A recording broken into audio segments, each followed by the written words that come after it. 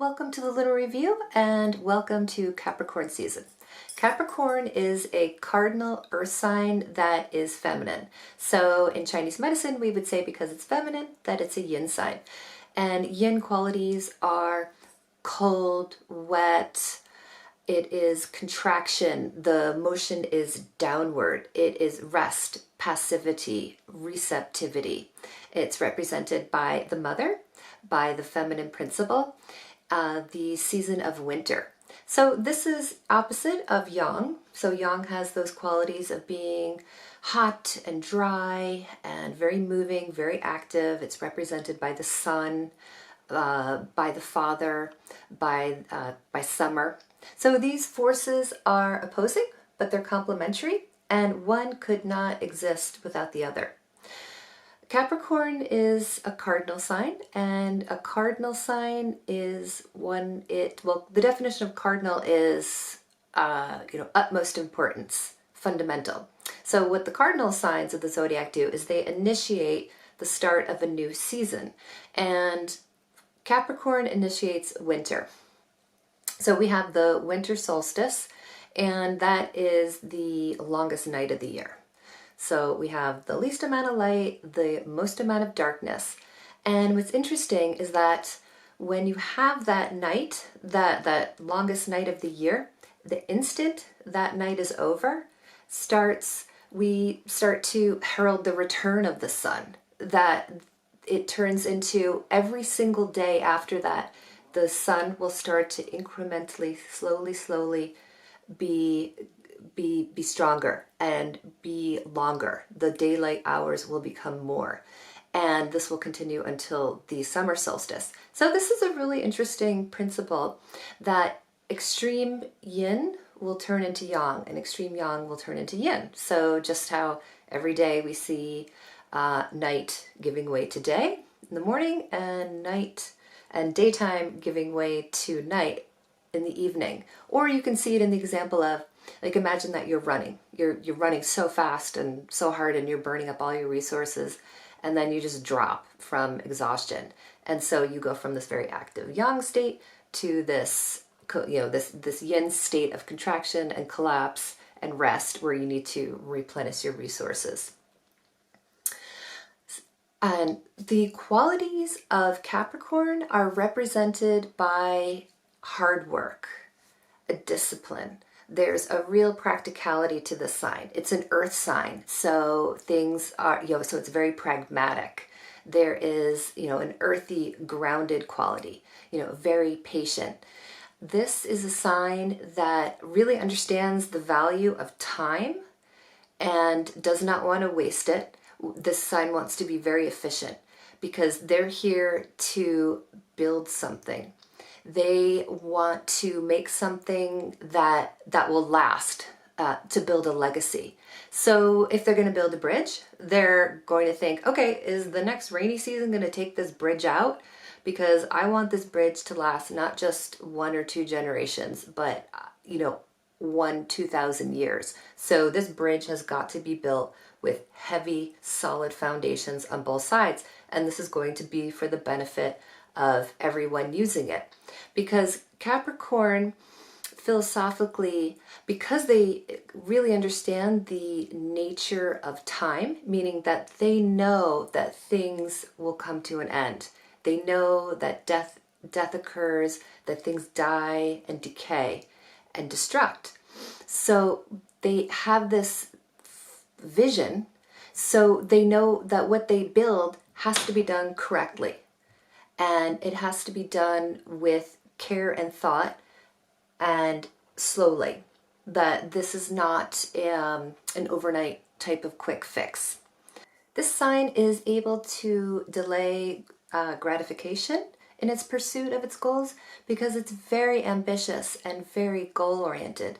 The one thing that can occur, though, is sometimes pessimism can come seeping in because they do have this understanding that things don't last forever. So sometimes there's a little bit of a motivation issue, because why build something if it's not going to last? It's definitely not a sign thinking here today, gone tomorrow. Yeah, this is a sign that is creating, an empire for the future, or wants to have a large family that is going and progeny that is going to prosper for generations down the line.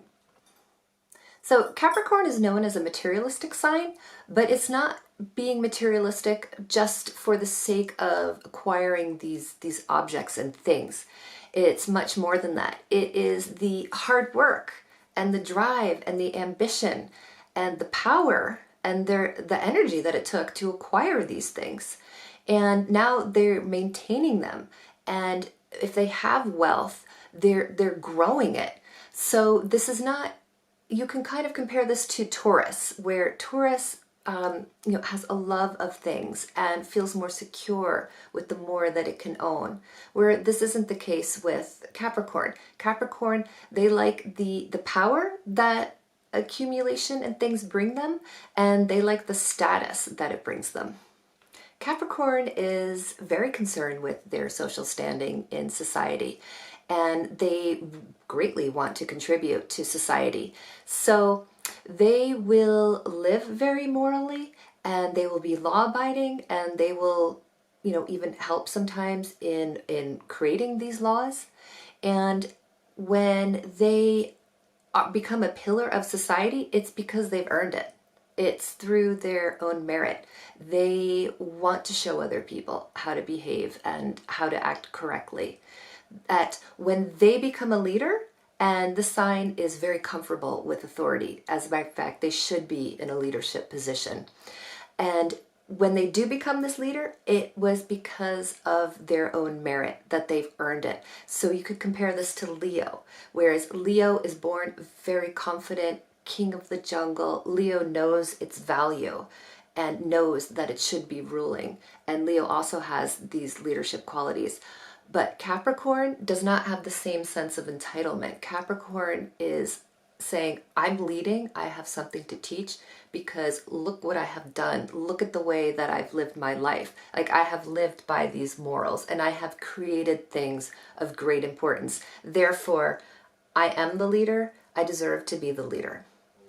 Capricorn is a sign that will also take the time to master something, that they will go through the painstaking, very unglamorous process of learning something little by little every day. And it's just like the symbol of their of Capricorn, which is the goat, the mountain goat.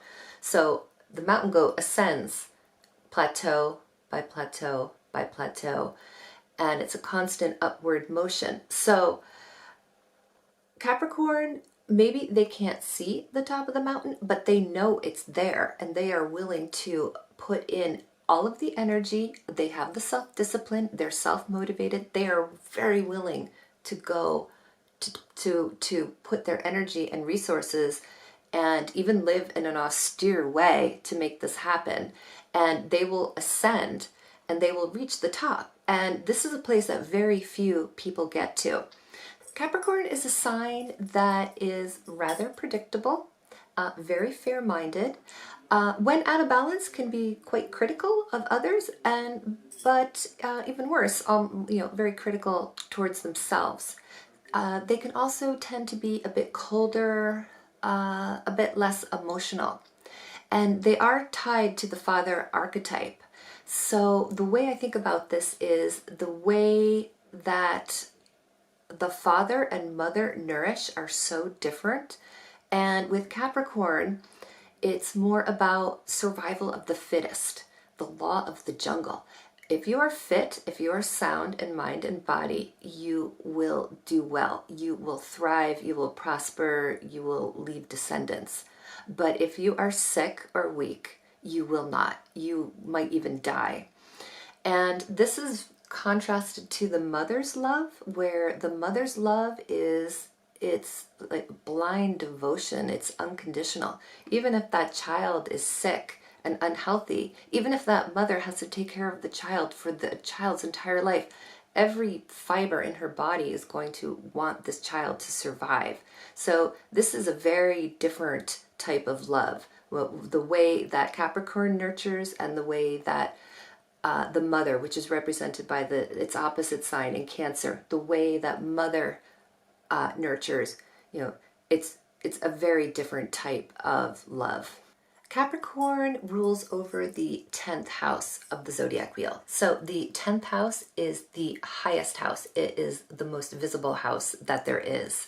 So this is the house where your prestige, your honors, your public reputation, your social status, your career. And if you don't have a professional career, this is where whatever you are most renowned for in society. So your accomplishments are here, your contributions to society, your attitude towards authority is here. So this is in contrast to the 4th house, which is opposite, and 4th house is your private life, your domestic life. It's where you're vulnerable. It's where your soul is. This is a life that maybe others will never be privy to. So you have that more hidden aspect of yourself in the 4th house, and then 10th house is the highest, the most visible, and it represents the furthest you can go, the height that you can reach. Capricorn is ruled by the planet Saturn. And in ancient times, Saturn represented the outermost limit of our solar system. So Saturn was the guard. And with Saturn, I have to ask, was he keeping things out or was he keeping things in? Because Saturn is, it's a very cold planet. It has those, beautiful, elegant, icy rings surrounding it, which really represent the confinement and the restriction that Saturn brings. Saturn will show you your limits. And the reason Saturn is showing you your limits is so that perhaps one day you can exceed them, but also it gives you a framework so that you know what you're working with. And you can think of this as, a newborn babe. When the baby is born, they have just come from this primordial world where they were swimming in amniotic fluid and maybe didn't feel much, so they didn't have a sense of boundaries, which is funny because they're in the smallest place, but maybe it felt like infinity. So when the baby's born and comes out into this very hard physical Saturnian world of substantial matter, the baby really needs to feel things against it so it knows there's an other, and that's the start of individuation. Of course, they're not their mind can't comprehend that at that moment, but that is the start, is feeling this hard exterior world. So they'll feel the loving arms of their mother. Maybe they were bathed gently with a soft cloth and water. But that is an example of going into of Saturn, showing you necessarily what your limits are so that you have something to work with. And in, say, Vedic astrology, Saturn is called the Lord of Karma, or, the judge. And this means that Saturn is constantly watching you and watching your deeds, watching what you're doing. He's calculating, he's adding things up, he's tabulating, because you're going to be either rewarded or punished for what you have done. And you will always get your fair share. So this might be painful. This might come in the form of restrictions. You might have to constantly redo lessons until you perfect them. So Saturn, some people may think, okay, this planet brings pain and misery, but it's always the best thing for your development. About Capricorn and a little bit about Chinese medicine. I hope you learned, I hope you had fun, and I'll see you next time. Take care.